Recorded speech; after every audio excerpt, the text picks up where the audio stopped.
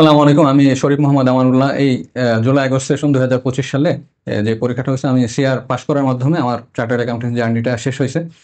আর এই chartered accountancy পড়ার স্বপ্নটা আমার ঠিক ভার্সিটিতে না, একদম কলেজ লাইফে। আমার অনেক বন্ধু, যে ঢাকা ইউনিভার্সিটির অ্যাকাউন্টিং ডিপার্টমেন্টের অনেক বন্ধু, তারা ভার্সিটিতে আসার পরে এই সিএ সম্পর্কে জানতে পারছে। বা এটা আমি আসলে কলেজ লাইফ থেকেই, যে ঢাকা কমার্স কলেজে আমার একজন টিচার মোটিভেট করতেন যে ঢাকা ইউনিভার্সিটিতে চান্স পাইতে হবে এবং সিএ কমপ্লিট করতে হবে, তাহলে ক্যারিয়ার অনেক ভালো করা যাবে। তো সেই সময় থেকে আমি যখন ভার্সিটিতে পরীক্ষা দিই, আমি জাহাঙ্গীরনগর এবং চট্টগ্রাম, ঢাকা ইউনিভার্সিটি, তিনটা জায়গায় পরীক্ষা দিয়েছি। তিনটাতেই আমি ফার্স্ট চয়েস দিয়েছিলাম অ্যাকাউন্টিং, কারণ আমার স্বপ্ন ছিল যে আমি চার্টার্ড অ্যাকাউন্টেন্সি কমপ্লিট করব এবং করব। তো এরপরে যথারীতি আমি যখন বিবিএ কমপ্লিট হলো এবং এমবিএ শেষ হওয়ার আগেই আমি আরআরএইচ এবং একনেবিনে ভর্তির জন্য অ্যাটেম্পট নেই। তো এরপরে একনেবিনে আমি 2016 সালের মার্চ থেকে আমি আমার স্টেজ জার্নিটা শুরু করি। ওই ইন্টার্নশিপ করেছি ওইখানে, এবং তারপরে আর্টিকেলশিপ ওইখানে নিয়ে নিই। তারপরে আর্টিকেলশিপের মধ্যে আমার ফার্স্ট লেভেল তখন সিআর নলেজ লেভেল তখন ছিল, নলেজ লেভেল এবং প্রফেশনাল লেভেলের চারটা কোর্স আমার হয়ে যায়। তারপরে আমি শেভরনে জয়েন করি। ওইখানে জয়েন করার পরে পড়াশোনায়, যখন চাকরিতে জয়েন করলাম তখনই পড়াশোনা একটু ঢিল চলে আসলো। আগের মতো ওই উৎসাহ, আগের মতো ওই সিরিয়াসনেসটা আমি খুঁজে পাচ্ছিলাম না। তারপরও পরীক্ষা দিতাম একটা দুটো করে ঢিমে তালে।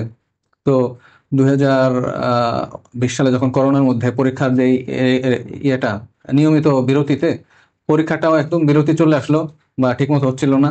2020 সালের জুলাই আগস্ট সেশনটা হয় নাই। তো ওই সময় থেকে আমার পড়াশোনা অনেকটা, মানে আরো বেশি ধীর গতি চলে আসলো। তো আমি যে সিরিয়াসনেসটা নিয়ে পড়তাম, যেভাবে প্রত্যেকটা পরীক্ষা অ্যাটেম্প্ট করতাম, সেভাবে দেখলাম যে আমার পড়াশোনায় গ্যাপ হয়ে যাচ্ছে। 2021 সালের জুলাই আগস্ট সেশন, এমনি বলে মার্চ এপ্রিল সেশন, কিন্তু পরীক্ষাটা হয়েছিল আসলে আগস্ট মাসে। আগস্ট মাসে যখন পরীক্ষাটা হলো, ওই সেশনে আমি প্রফেশনাল লেভেলটা কমপ্লিট করি। তারপরের পরীক্ষাতেই 2021 সালের ডিসেম্বর যে সেশন ছিল, নভেম্বর ডিসেম্বর সেশন, ওই সেশন আমার এসবিএম পরীক্ষাটা হয়েছে, স্ট্র্যাটেজিক বিজনেস ম্যানেজমেন্ট। তো কর্পোরেট রিপোর্টিং এবং কেস, এই দুইটা জিনিস নিয়ে আমি একদম লক হয়ে গেলাম। আমার হচ্ছিল না, যতবারই পরীক্ষা দিয়ে হচ্ছিল না। এর মধ্যে কেস মোটামুটি আমার কাছে মনে হতো একটা স্ট্রাকচার, ওইখানে পরীক্ষা দিলে হবে। কিন্তু কর্পোরেট রিপোর্টিং নিয়ে আমি আসলে খুব বেশি ফ্রাস্ট্রেশনে ভুগতেছিলাম। 24 সালে আমার কেস হয়ে যায়, কিন্তু রিপোর্টিং কোনোভাবে হচ্ছিল না। প্রতিবারই আমি অ্যাটেম্প নিতাম।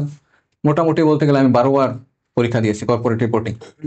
তো 11তম বারের মাথায় আমার এমন একটা ফ্রাস্ট্রেশন কাজ করতেছিল যে আমার মনে হচ্ছিল যে আমার মনে হয় আজকে পাস হবে না। সবগুলো শেষ, শুধু কর্পোরেট রিপোর্টিং বাকি। আমার কাছে মনে হচ্ছিল যে এটা মনে হয় আমি আর কমপ্লিট করতে পারবো না। এরপরে আমি একদিন এপিএল একাডেমির খোঁজ পেলাম, এবং ওইখানে গিয়াস ভাই আসলে আমার ভার্সিটির বড় ভাই, ডিপার্টমেন্টের বড় ভাই, সিএ ফার্মেরও বড় ভাই। তো ওনার একটা কোচিং আছে এবং মেন্টরিং সেশন আছে, একটা একাডেমি আছে। তো এইখানে এই খোঁজ পেয়ে আমি চলে আসলাম। আমি আসলে দুপুরে একদিন জুমার নামাজের পরে শুয়ে শুয়ে ভাবতেছিলাম যে আমার মনে হয় সিএ পাস হবে না। তো ভাইয়ের খোঁজ যখন পেলাম তখন আমি চলে আসলাম। চলে আসার পরে তো প্রথমেই এখানে একটা হোয়াইট বোর্ড আছে, হোয়াইট বোর্ডে মোটামুটি একটা স্ট্র্যাটেজি দেওয়া ছিল যে এইভাবে আমরা যদি আগাই তাহলে হয়তো পাস হয়ে যাবে। তো অনেকগুলো সেগমেন্ট, চারটা সেগমেন্ট থাকে। সেটা হচ্ছে consolidation, financial statement analysis, ISI IFRS based কিছু কোশ্চেন, এবং অডিট এবং এথিক্স। প্রত্যেকটা সেকশনে কিভাবে প্রিপারেশন নিতে হবে সেই বিষয়ে শুরুতেই গিয়াস ভাইয়ের কাছে একটা গাইডলাইন পেয়ে গেলাম। তো কনসলিডেশনে আসলে এখানে স্টেপ অ্যাকুইজিশন থাকে, ডিসপোজাল, তারপরে আপনার ফরেন কারেন্সি রিলেটেড কনসলিডেশনের অ্যাকাউন্ট থাকে, ক্যাশ ফ্লো। প্রত্যেকটা সেশন মানে 4-5টা বা 6টা কনসলিডেশন করলেই যে পুরোটা কাভার হয়ে যায়, এই আইডিয়াটা আগে আমি মনে করতাম যে অনেকগুলা কোশ্চেন, তারপরে আইসিডব্লিউ, তারপরে ঘানা, অনেকে অনেক জায়গায় দৌড়াদৌড়ি করেন, অনেক কিছু করেন, কিন্তু আসলে কয়েকটা কোশ্চেন করলে যে মোটামুটি সবগুলো কাভার হয়ে যায়। এবং অডিটের বেসিক যে বিভিন্ন স্টেজে থাকে, যে রিভিউ স্টেজে আমি কোন কোন পয়েন্টগুলো পিক আপ করবো, অডিট এঙ্গেজমেন্টের শুরুতে আমি আসলে কি কি বিষয়গুলো থাকে, অডিট চলাকালীন কি কি বিষয় থাকে, কোশ্চেনের ধরন বা রিকোয়ারমেন্ট পড়ে বুঝে যে উত্তর করতে হবে, ওই কনসিয়াসনেস আমার আগে ছিল না ওরকম ভাবে। আমি মনে করতাম গতানুগতিক গদবাধা কিছু উত্তর দিতাম। পরে শেষ দিকে যে এপিএল একাডেমিতে আসার পরে এই সেশনে পাশ করলাম। তো গিয়াস ভাই আমাকে আসলে দেখাই দিচ্ছেন, এবং আমির ভাই ছিলেন চার্টার্ড অ্যাকাউন্টেন্ট, উনিও আমাকে অনেক বেশি ইয়ে করছেন, গাইড করছেন। তো ওনারা দুইজন বেসিক্যালি আমাকে বোঝাইছেন যে কোন কোশ্চেন কিভাবে আসলে কিভাবে উত্তর দিতে হবে। অনেকগুলো রিস্ক আইডেন্টিফাই করে, সবগুলো যে বর্ণনা করতে হবে না, কয়েকটা ম্যাটেরিয়াল মিস স্টেটমেন্ট ব্যাখ্যা করলে যে উত্তরটা হয়ে যাবে। তো আগে দেখা যায় থিওরিতে আমি বুঝতে পারতাম না যে কম সময় কিভাবে কভার করবো। তো এই স্ট্র্যাটেজিগুলো শিখছি, আর অনেকবার প্র্যাকটিস করাইছে। প্রত্যেক দিনই মনে হয়তো যে আমি এসে একটা একটা পরীক্ষা দিয়ে দিচ্ছি। মানে এখানে সবচেয়ে বেশি আমার উপকারটা যেটা হয়েছে, আমি অনেক বেশি প্র্যাকটিস করছি, এবং আমার কাছে এটা বুঝতে পারছি যে আসলে কোথায় থামতে হবে। 3.5 ঘন্টা পরীক্ষা, আমার আসলে আনলিমিটেড টাইম নাই। 3.5 ঘন্টার মধ্যে শেষ করতে হবে, এর মধ্যে কোশ্চেন পড়া, বোঝা এবং উত্তর দেওয়া। তো সেই বিষয়গুলো আমাকে অনেক বেশি হেল্প করছে। আর 5টা মক টেস্ট নিয়েছে এখানে। প্রত্যেকবার মক টেস্ট নেওয়ার পরে আমি বুঝতে পারছি যে আমার একটু ইমপ্রুভমেন্ট হচ্ছে, এবং গিয়াস ভাই আমার খাতাটা নিয়ে পার্সোনালি অনেক বেশি, প্রথম দিকে অনেক বেশি লাল দাগ দিয়ে, মানে খাতাটা পুরো লাল করে ফেলছে প্রথম পরীক্ষায়, যে এই কোশ্চেনটা এইভাবে উত্তর দিতে হবে, এইখানে ইমপ্রুভমেন্ট অপরচুনিটি আছে। এবং ফাইনাল যে পরীক্ষাটা দিছি প্রথমবার, প্রত্যেকটা পরীক্ষা দিয়ে আমি বুঝতে পারতেছিলাম না আমার লেভেল আপ হচ্ছে। এবং ফাইনাল যে পরীক্ষাটা দিছি পঞ্চম মক টেস্টে, উনি দুজন চার্টার্ড অ্যাকাউন্টেন্ট নিয়ে আসছেন, তারা প্রায় ঘন্টা খানেক সময় নিয়ে আমার খাতা দেখছেন, অনেক পরামর্শ দিচ্ছেন। যেটা পরীক্ষার ঠিক ফাইনাল অ্যাটেম্পটের 2 থেকে 3 দিন আগে আব্দুর রহমান জিম, সে আমার ভার্সিটির জন্য এখন তো পাশ করে গেছে অনেক আগে, আর আমির হোসেন ভাই, ওনারা দুইজন আমার খাতাটা দেখছেন, গিয়াস ভাইও দেখছেন, মোটামুটি 3 জন দেখছেন। তাদের এক্সপার্ট ওপিনিয়ন আমাকে অনেক বেশি হেল্প করছে এবং অনেক বেশি কনফিডেন্স দিছে। পরীক্ষার হলে যে এত রিল্যাক্স, আমি 11বার পরীক্ষা দিছি, কিন্তু আমার কাছে কখনো মনে হয় না যে এত রিল্যাক্সে আমি পরীক্ষা দিচ্ছি। আগের 10বার আমি কোশ্চেনটা পেয়েই মোটামুটি ফ্রাস্ট্রেটেড হয়ে যেতাম, এবং মাঝ পথে খেয়ে হারাই ফেলতাম যে 30 মার্কের অ্যান্সার দিতে আমার 2 ঘন্টা চলে গেছে, অনেকটা এরকম। বা ফিনান্সিয়াল স্টেটমেন্ট অ্যানালাইসিস 2 নম্বরে থাকে ওই কোশ্চেন দিতে যে আমি দেখলাম যে আমার 101 ঘন্টা চলে গেছে, 1 ঘন্টা 20 মিনিট এমন হয়েছে। কিন্তু এইবার এই 30 মিনিট আমি কোশ্চেনটা দিছি, এই স্ট্র্যাটেজি গুলো ভাইদের কাছে শিখছি। আর মোটামুটি 42 মার্কের উত্তর আমার 1 ঘন্টা 20 মিনিটের মধ্যে হয়ে গেছে, এবং খুব ধীরে সুস্থে দিছে। আমি একবারও প্যানিকড হই নাই, কারণ আমি 5টা মক টেস্ট আগে দিছি, সেই অভিজ্ঞতাগুলো আমি কাজে লাগাইছি। তো এই জন্য আমি গিয়াস ভাইয়ের কাছে অনেক কৃতজ্ঞ যে পিএল একাডেমি থেকে আমি আগে 10বার পরীক্ষা দিয়ে যে ভুলগুলো করতাম, আসলে বলবো না নলেজ গ্যাপ ছিল অনেক বেশি, আমার গ্যাপ ছিল স্ট্র্যাটেজিতে, সেই স্ট্র্যাটেজিতে এবং প্র্যাকটিসে অনেক গ্যাপ ছিল। এই দুটো বিষয় আমি ইমপ্রুভমেন্ট, মানে আমার ইমপ্রুভ হয়েছে।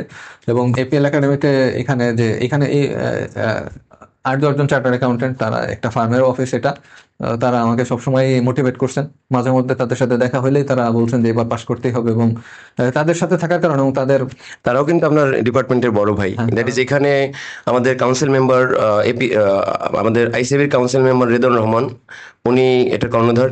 এখানে আছেন মোস্তফা কামাল এফসিএ, উনিও একজন বড় চার্টার্ড অ্যাকাউন্টেন্ট। সবাই মোটামুটি কেপিএমজি থেকে পাশ করা। এর মধ্যে আছেন অলমোস্ট 9 থেকে 10 জন চার্টার্ড অ্যাকাউন্টেন্ট যারা আমাদের এই লজিস্টিক সাপোর্ট দিচ্ছেন। এই লজিস্টিক সাপোর্টের বিষয়টা হলো, এই ব্যাকগ্রাউন্ডে আমরা কাজ করতে পারছি এই কারণে যে মনের মতো জায়গায় একটা অফিসের খরচ আছে অনেক বেশি, বাট এইটাকে আমরা আসলে খরচ হিসেবে দেখছি না।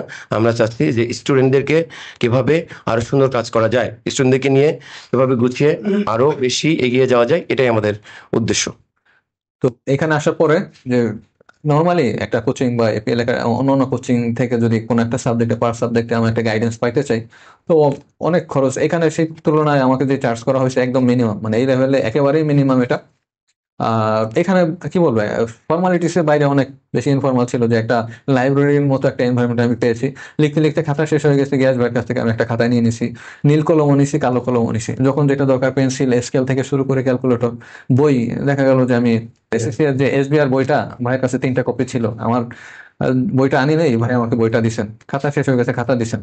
তো এরকম ভাবে যখন এমনি যখনই যেটা দরকার হয়েছে ভাই আমাকে সেটা দিছে না। ভাইয়ের সাথে থাকার কারণে কখনো আমাকে ফ্রাস্ট্রেশনটা আসে নাই, যেটা বাসায় একা একা পড়ার সময় আসতো।